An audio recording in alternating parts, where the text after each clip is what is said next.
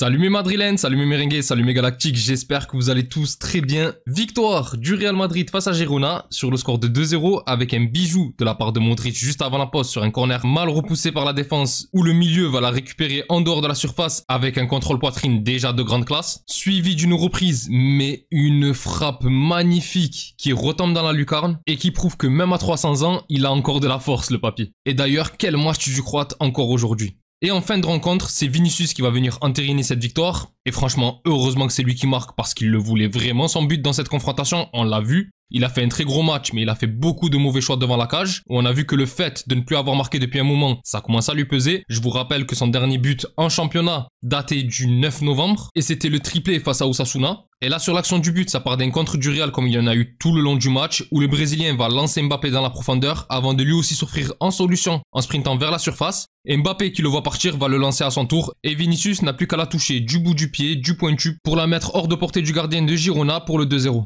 Et franchement, cette victoire était ultra importante. Déjà parce que ça faisait un moment qu'on n'avait plus gagné en championnat. C'est la seule victoire sur ce mois de février. Sans oublier qu'hier, vers la même heure, l'Atlético avait battu Valence 3-0 et était donc passé devant toi au classement. Mais surtout parce que le soir même, le Barça a également joué et remporté son match face à Las Palmas. Ce qui fait que les Barcelonais t'avaient mis 3 points d'écart avant la rencontre d'aujourd'hui. Et franchement, être placé 3ème à 3 points du leader alors qu'il y a un peu plus d'une semaine, tu étais encore leader du championnat, ce n'est pas possible. Mais bon, au final, tout s'est bien passé aujourd'hui. Dans une rencontre que tu as bien maîtrisée dans sa globalité, j'avais envie de voir la continuité par rapport aux récentes prestations où on a vu qu'il y avait du mieux dans le jeu. Et je trouve que ça s'est confirmé dans ce match. On a quand même bien dominé la rencontre. Et pourtant, on avait un 11 assez remanié. En conférence de presse, Ancelotti avait dit qu'il allait laisser Valverde se reposer. Et franchement, j'ai envie de dire encore heureux. C'est une très bonne chose qu'il l'ait fait. On sait l'importance qu'a l'Uruguayen dans cet effectif. Et le joueur a besoin de repos. Il a joué tous les matchs cette année. Et on sait qu'il n'est pas prêt à lui en redonner avec les échéances qui nous attendent entre la demi-finale face à la Sociedad en coupe, le déplacement difficile face au Betis qui joue toujours les places européennes et la double confrontation face à l'Atlético. Voilà quoi. Mais bon, je ne m'attendais pas à autant de changements dans le 11. Il y avait parlé de la possibilité de faire jouer Alaba titulaire et honnêtement, j'y croyais pas après plus d'un an sans compétition. Même si bon, il a fait quelques minutes au mois de janvier et au final, à part une glissade en début de match où il m'a fait un petit peu stresser et où ça aurait pu être dangereux, l'Autrichien a bien tenu le choc aujourd'hui. Il a été bon dans le jeu de tête, il est bon dans sa relance, bon après on connaît ses qualités de joueur. Mais honnêtement, ça m'a fait plaisir de le revoir assez bien en jambes. Certains diront que Girona a eu du mal et que face à une équipe qui nous serait tombée dessus, ça aurait été différent. Mais reste que sur ce match, il a fait ce qu'il avait à faire. Après bon, Vasquez, bon normalement c'est en latéral, donc on savait qu'il allait jouer là, il n'y a pas de problème. Il a fait avec les qualités qu'il a et puis voilà, il a fait son match. Il a même failli nous faire une Valverde sur une frappe tendue et puissante qui passe de rien à côté, c'est dommage. Après, défensivement, je vais pas jouer le mec surpris. On le sait que c'est insuffisant et on l'a vu encore ce soir. Mais voilà, on n'a pas le choix, on n'a pas d'autre latéral à droite.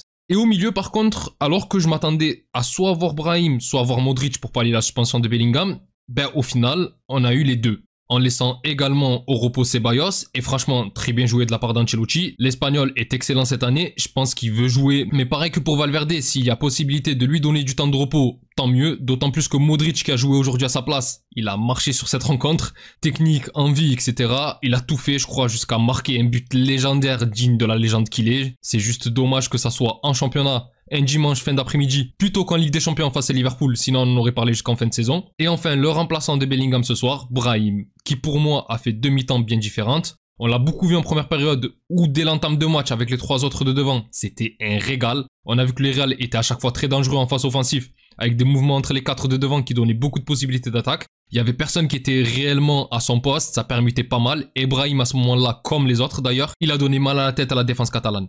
Mais par contre, en seconde période, alors... je pense que c'était les instructions d'Ancelotti, mais on l'a vu un peu plus en retrait, toucher moins de ballons, plus défendre, etc. Et bon, c'est dommage parce que j'ai vraiment beaucoup aimé sa première période où je ne ressentais pas trop l'absence de Bellingham. Après, concernant les habituels, très bon match, hein. Courtois, il n'y a rien à dire, il fait toujours les arrêts qu'il faut, et là ce soir, il te fait 2 arrêts super importants en début de match, alors qu'il y a encore 0 partout. Ou sur le premier arrêt, alors qu'on a du mal à dégager un corner, il arrive à bloquer une remise dans l'axe alors qu'il a le corps complètement dans la cage. Et il en fait un autre pareil avant le but de Modric où il y a Van de Beek en 1 contre 1 seul, où Courtois arrive à bloquer sa frappe en prenant le maximum de place, parce qu'en début de match quand même ça allait assez vite de part et d'autre. D'ailleurs, à la suite de ces deux arrêts, on a à chaque fois des contres qui auraient pu faire but aussi, où sur le premier, il y a Mbappé qui se fait repousser un pointu angle fermé, et sur le deuxième, c'est un contre où je trouve que Vinicius joue très mal le coup, mais bon, on va en parler de Vinicius. Et concernant le Belge, il a fait un match, encore une fois, parfait. Sinon, Asensio, comme d'habitude, nickel. Mendy, ça va aussi. Par contre, Tchouaméni, les gars, encore un grand match, j'ai envie de dire. Moi, le Tchouaméni du milieu que je vois depuis début 2025, que ça soit aujourd'hui, mercredi face à City ou en Copa, franchement, c'est plus que séduisant, hein.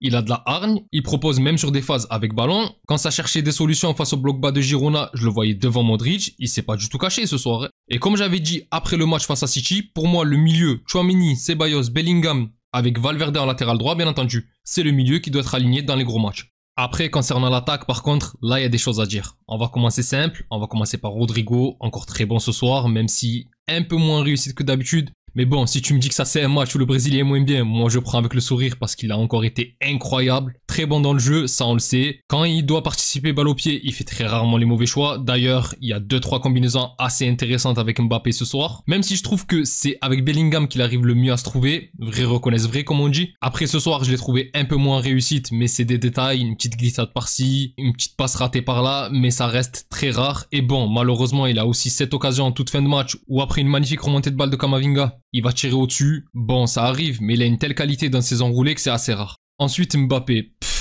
Que dire du match du français? Après la rencontre face à City, je ne pensais pas qu'il allait nous pondre une autre rencontre aussi aboutie, et pourtant, il l'a fait.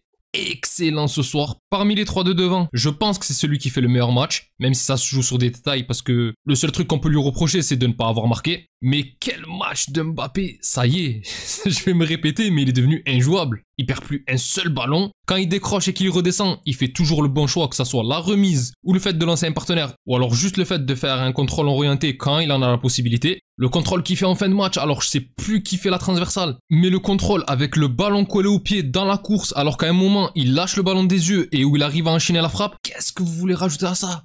Bon, il rate, mais c'est un truc de fou.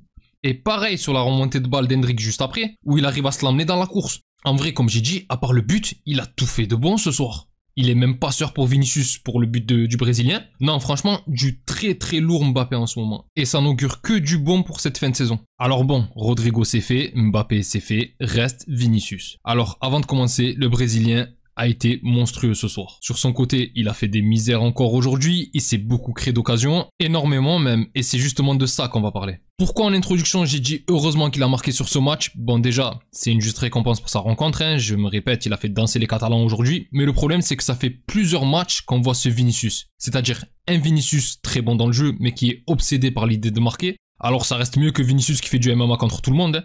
Mais le problème, c'est que ce soir, avec un Vinicius moins mangeur, hein, on va dire les termes, Girona, ça repart avec 4 ou 5 buts dans la valise. Alors, il a essayé de faire les passes aussi, hein, sauf que le Brésilien les fait toujours dans les pires moments et pareil pour le moment où il veut tirer. Si je revois dans mes notes le nombre d'occasions impliquant Vinicius et Mbappé, on a dès le début de match la première situation du match où Rodrigo lance parfaitement Vinicius, qui essaye de piquer pour Mbappé et je ne sais pas si elle est touchée par le gardien, mais le ballon est dans le dos du Français, ça encore ça va, il joue bien le coup je trouve. Mais après ça, vers la 20e, on a un gros contre à 4 contre 3 où c'est Vinicius qui porte la balle et où il peut mais vraiment facilement la glisser à Mbappé à l'opposé qui partait en flèche et où il va vouloir y aller seul et perdre la balle. Là déjà, première action où pour moi, il fait un choix plus que discutable parce que c'était flagrant, il aurait pu mieux faire. À la demi-heure, l'action de contre dont je vous ai parlé après l'arrêt de Courtois où il y a Vinicius et Mbappé qui partent quasiment seuls en contre et où il y a Vinicius qui en toute fin va vouloir la donner à Mbappé qui entre-temps s'est fait rattraper par le défenseur. Sauf que la passe, il fallait la faire avant. Et qu'à partir du moment où tu décides d'y aller seul, et en plus au bout de l'action, t'es plutôt bien placé pour essayer de finir, fini. Parce qu'au moment où tu veux faire la passe, c'est trop tard, la défense est revenue. Bon, l'action que j'ai notée d'après, c'est celle où Vinicius tape la transversale. Donc bon, on ne va pas dire que c'est mal joué, même si pour moi ça reste un tir forcé du Brésilien. Juste après, par contre, et là pour le coup, c'est encore pas une mauvaise action, mais où Vini joue mal le coup, c'est quand il fait la misère à Arthur, l'ancien du Barça, qui venait de rentrer, et où il essaie de la passer à Mbappé. Mais là, c'est pareil, il a largement le temps de la passer avant, mais il attend d'être au niveau du poteau et d'avoir un angle restreint avec les défenseurs qui ont eu le temps de revenir et de refermer pour essayer de lui donner. Et enfin, la dernière avant le but, c'est quand pareil, il déborde sur son côté, il peut aussi la donner à Mbappé, et il me semble que là, il a encore plus d'espace aussi, mais où il veut finir seul. Alors je répète, Vinicius a fait un gros match aujourd'hui. Et rien ne fait dire qu'on aurait marqué s'il avait décalé Mbappé au bon moment ou quoi. Mais en tout cas, ça fait plusieurs matchs où je vois des situations où il peut décaler sur ses coéquipiers et où non, il force la frappe. Maintenant, je pense que le but d'aujourd'hui va lui faire énormément de bien. D'ailleurs, Ancelotti fait le très bon choix de le sortir après afin qu'il puisse avoir son ovation du public. On a vu qu'il était très content et pour un joueur autant porté par ses émotions que Vinicius, c'est parfait. Même si, entre guillemets, on peut également parler du coaching d'Ancelotti qui fait des changements qu'à la 120e minute de jeu, lui aussi, mais bon, on va s'en passer. Mais là, en ce qui concerne cette situation, le coach italien joue bien le coup. Enfin bref mes galactiques, c'est tout pour moi concernant ce match. Si la vidéo vous a plu, n'hésitez pas à liker et à vous abonner. C'est un soutien très important pour la chaîne et je remercie toutes les personnes qui prennent le temps de le faire. Vous êtes les meilleurs. Pour les autres, on se retrouve pour la vidéo d'avant-match de la rencontre face à la Sociedad pour la demi-finale aller de Coupe du Roi de ce mercredi soir. D'ici là, je vous souhaite une excellente journée ou soirée selon l'heure à laquelle vous regardez cette vidéo. Prenez tous soin de vous et encore et toujours, hasta le final, vamos Real. Salut!